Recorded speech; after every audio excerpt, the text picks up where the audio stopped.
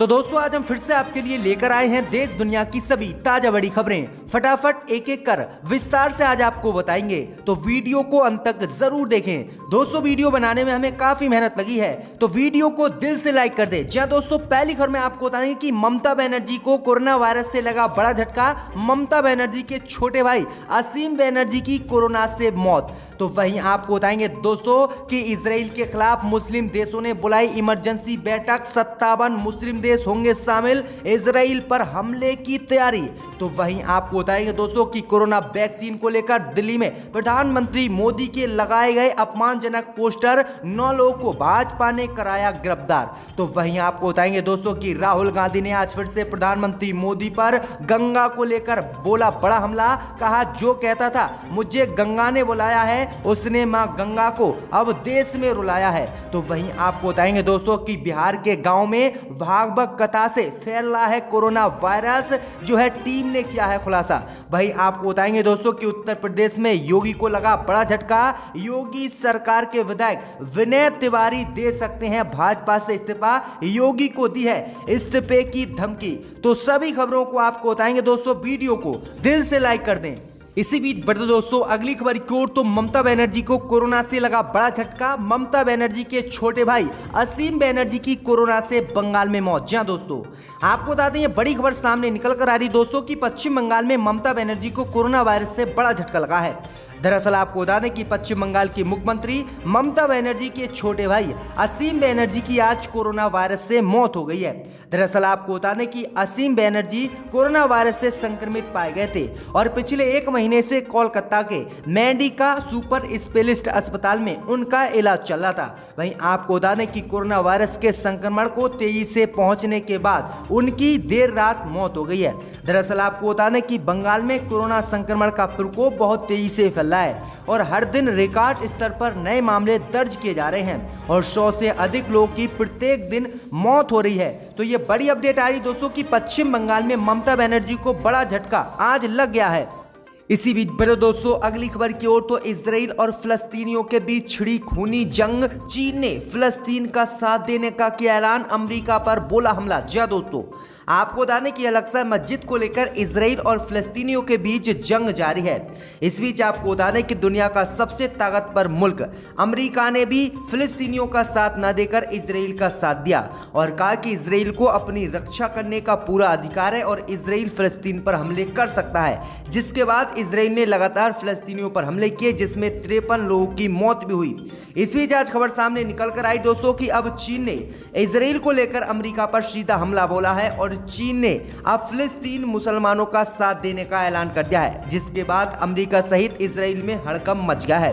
दरअसल आपको बता दें कि चीन ने कहा है कि खुद को मानव अधिकारों का संरक्षक और मुसलमानों का शुभ चिंतक बताने वाले अमेरिका ने इजराइल के साथ टकराव में मारे जा रहे फिलिस्तीनियों से आंखें फेर ली हैं। आगे उन्होंने कहा है कि फिलिस्तीनियों को किस तरह युद्ध और आपदा की स्थिति में अमेरिका ने ढकेल दिया है और वो अमेरिका को दिखाई नहीं दे रहा है। चीन ने कहा है कि अमेरिका को सिर्फ सिंजियांग यानी चीन के दीगर मुसलमानों की चिंता होती है, लेकिन फिलिस्तीनी मुसलमानों पर वह क्यों खामोश है।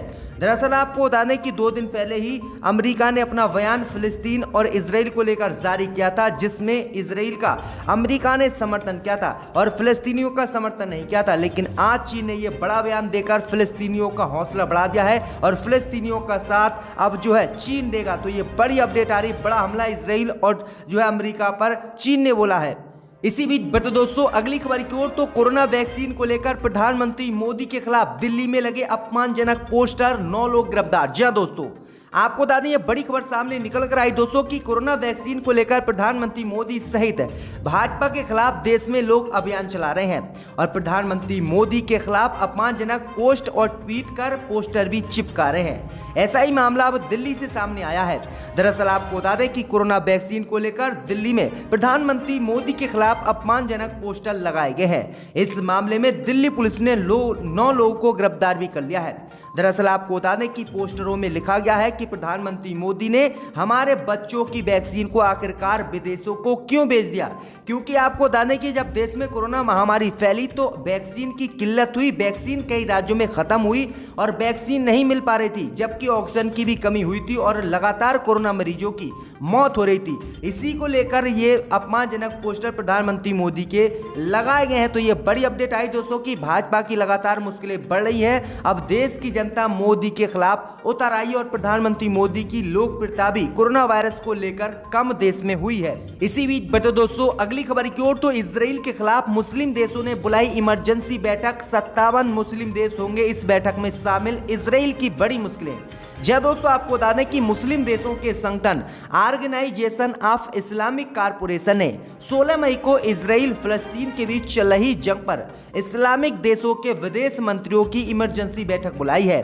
ओआईसी ने ट्वीट कर बताया है कि सऊदी अरब के कहने पर संगठन ने कार्यकारी समिति के सदस्यों की विदेश मंत्री स्तर की 16 मई को बैठक बुलाई है।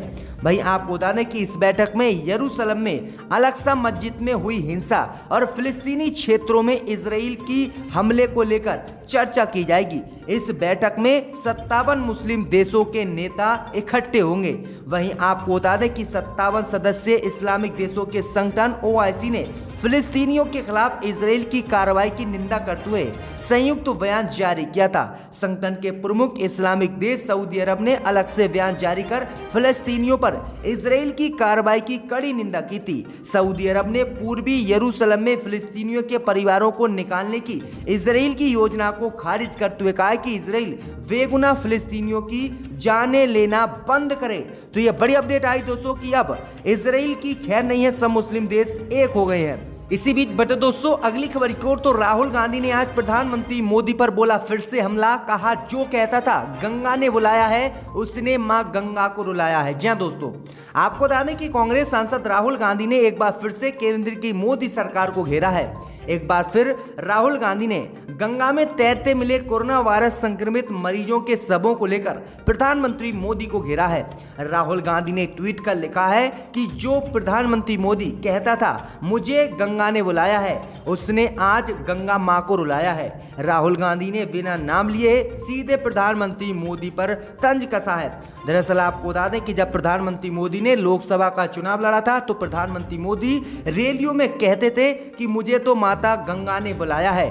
और जब आपको बता दें कि कोरोना संक्रमित मरीजों के जलाने का सामान न मिलने के कारण उनके परिवार वाले गंगा में अब शवों को बहा रहे थे, तो इसी को लेकर राहुल गांधी ने ये निशाना साधा है प्रधानमंत्री मोदी पर। इसी बीच बटे दोस्तों अगली खबर की ओर, तो भागवत कथा से बिहार के गांव में फैल रहा है कोरोना। 20 से अधिक लोगों की हो रही है प्रत्येक गांव में मौत। जहां दोस्तों आपको बता दें ये बड़ी खबर सामने निकल कर आई दोस्तों कि बिहार के कुछ गांव में लोगों की लापरवाही से कोरोना फैल रहा है। अगर कोरोना जैसे लक्षण भी दिख रहे हैं तो टेस्ट नहीं कराए जा रहे हैं और लोग बिल्कुल बेफिक्र हो गए हैं। दरअसल आपको बता दें ऐसा ही मामला बिहार के कई ग्राम पंचायतों से आया है। दरअसल आपको बता दें कि जब बिहार में कोरोना वायरस गांव में फैलने के कारण को जाना गया तो एक बड़ी वजह सामने आई है। दरअसल आपको बता दें कि बिहार के गांव के लोगों ने बताया है कि यहां पर भागवत कथा हो रही है और भागवत कथा सुनने के लिए लोग यहां पर पहुंच रहे हैं और जो भागवत कथा बाबा गाने के लिए आ रहे हैं वह कोरोना संक्रमित पॉजिटिव पाए जा रहे हैं, जिससे यहां पर गांव में कोरोना फैल रहा है। भैया आपको बता दें कि रोहतास में सांसद के आदर्श ग्राम में 20 से ज़्यादा लोगों की मौत हो चुकी है क्योंकि यहाँ पर जो है भागवत कथा हुई थी। तो ये बड़ी अपडेट आई दोस्तों कि भागवत कथा से बिहार में कोरोना फैल रहा है। इसी बीच बता दोस्तों अगली खबर की ओर, तो उत्तर प्रदेश में योगी को लगा बड़ा झटका। बीजेपी विधायक विनय तिवारी ने भाजपा से इस्तीफे देने की योगी को दी धमकी। जी हां दोस्तों, आपको बता दें ये बड़ी खबर सामने निकल कर आ रही है दोस्तों कि पश्चिम चंपारण के लौरिया विधानसभा क्षेत्र से विधायक विनय बिहारी ने वीडियो जारी कर भाजपा से इस्तीफे देने की योगी को धमकी दी है। विधायक विनय बिहारी आर पार की लड़ाई के मूड में है। इसी क्रम में उन्होंने डिप्टी सीएम रेणु देवी को भी पत्र लिखा है। दरअसल आपको बता दें कि पत्र में विधायक ने लिखा है कि चैनल निर्माण के बाद उनके विधानसभा क्षेत्र के 10 पंचायत के लोग बाढ़ के कारण विस्थापित हो सकते हैं। पश्चिम चंपारण के वैरिया प्रखंड के कई गांवों का अस्तित्व भी समाप्त हो सकता है। विधायक ने बताया है कि उत्तर प्रदेश के सिंचाई विभाग की ओर से इस चैनल का निर्माण कराया जा रहा है। विधायक कह रहे हैं कि बिहार सरकार की मंजूरी से ही काम हो रहे हैं। विधायक ने कहा है कि अगर यहाँ के लोगों को सुरक्षित किए बिना इस चैनल को बनाया गया तो वह विधानसभा की सदस्यता से इस्तीफा दे देंगे और भाजपा को इसका कारण बताया है। तो ये बड़ी अपडेट आई दोस्तों कि अब योगी की उत्तर प्रदेश में मुश्किलें बढ़ गई हैं। इसी बीच बढ़े दोस्तों अगली खबर की ओर, तो पप्पू यादव ने नीतीश कुमार से की अपील, अधिकारियों का साथ छोड़ दें, नायक की भूमिका में आए। जी दोस्तों, आपको बता दें कि बिहार के दरभंगा जिले के DSCH में भर्ती जाप सुप्रीमो पप्पू यादव ने ABP न्यूज से बातचीत की है। बातचीत के दौरान उन्होंने मुख्यमंत्री नीतीश कुमार से अपील की है कि वे अधिकारियों का साथ छोड़ दें। ये चंडाल चौकड़ी अधिकारी उन्हें बरगला रहे हैं और सरकार के लिए काम करने वाले पप्पू यादव जैसे भाई को दूर कर रहे हैं। पप्पू यादव ने कहा है कि नीतीश जी, चौथी बार आप मुख्यमंत्री बने हैं, 3 बार आपने क्या किया उस पर मुझे बात नहीं करनी, लेकिन अब आप बिहार के विकास के लिए खुद को झोंक दीजिए और नायक की भूमिका में आइए। अपने चंडाल चौकड़ी पद अधिकारियों के घेरे से निकलिए जो मेरे जैसे भाइयों से आपको दूर कर देना चाहते हैं। मैं एक अच्छा भाई हूं और आपका शुभ चिंतक हूं। तो ये बड़ी अपडेट आई दोस्तों कि पप्पू यादव ने ये बड़ी नीतीश कुमार से अपील की। अब देखते हैं नीतीश कुमार इस पर क्या एक्शन लेते हैं। इसी बीच बेहतर दोस्तों अगली खबर की ओर, तो उत्तराखंड में खुले गंगोत्री धाम के कपाट, प्रधानमंत्री मोदी के नाम की हुई पहली पूजा। जी दोस्तों, आपको बता दें कि विश्व प्रसिद्ध गंगोत्री धाम के कपाट विविध विधान और पूजा अर्चना के साथ आज सरकार द्वारा खोल दिए गए हैं। मां गंगा की डोली आज सुबह भैरव घाटी से गंगोत्री के लिए रवाना हुई है। वही आपको बता दें कि गंगोत्री धाम के कपाट खुलते ही जो है प्रधानमंत्री मोदी के नाम की पहली पूजा की गई है। वहीं आपको बता दें कि मुख्यमंत्री तीरथ सिंह रावत के नाम से भी एक पूजा की गई है और कई भेंट चढ़ाई गई हैं। जी दोस्तों, ये बड़ी अपडेट आई दोस्तों कि किस तरह से कोरोना महामारी में भी जो है मंदिरों को खोला जा रहा है। इसी बीच बता दोस्तों अगली खबर की ओर, तो कोरोना को खत्म करने के लिए केजरीवाल सरकार ने बनाया नया प्लान, दिल्ली में ऑक्सीजन बैंक की होगी शुरुआत। जी दोस्तों, आपको बता दें कि दिल्ली में कोरोना वायरस से निपटने के लिए अरविंद केजरीवाल ने पूरी तरह से कमर कस ली है। ऑक्सीजन की कमी और अस्पतालों में बेड की समस्या से जूझ रहे मरीजों के लिए दिल्ली सरकार ने नया प्लान तैयार किया है। जी दोस्तों, आपको बता दें कि सरकार ने कहा है कि कोरोना के खिलाफ लड़ाई को और मजबूत बनाने के लिए हम दिल्ली में सबसे पहला ऑक्सीजन बैंक की शुरुआत करने जा रहे हैं। मुख्यमंत्री अरविंद केजरीवाल ने बताया है कि दिल्ली के प्रत्येक जिले में 200 ऑक्सीजन कंटेनर बैंक बनाए जाएंगे। इस घोषणा के दौरान उन्होंने कहा कि हम होम आइसोलेशन में रह रहे मरीजों के लिए घर में ऑक्सीजन की सप्लाई करेंगे। उन्होंने कहा कि घर में रह रहे कोरोना मरीजों को जैसे ही डॉक्टर ऑक्सीजन के लिए सलाह देगा, हम 2 घंटे के अंदर घर तक ऑक्सीजन पहुंचा देंगे। तो ये बड़ी अपडेट आज दोस्तों कि दिल्ली सरकार ने ये अच्छा प्लान तैयार किया है। इसी बीच बढ़े दोस्तों अगली खबर की ओर, तो देश के तटीय क्षेत्रों में आने वाला है चक्रवाती तूफान। जी दोस्तों, आपको बता दें ये बड़ी खबर सामने निकल कर आई दोस्तों कि देश के तटीय क्षेत्रों में एक और तूफान की चेतावनी आ गई है।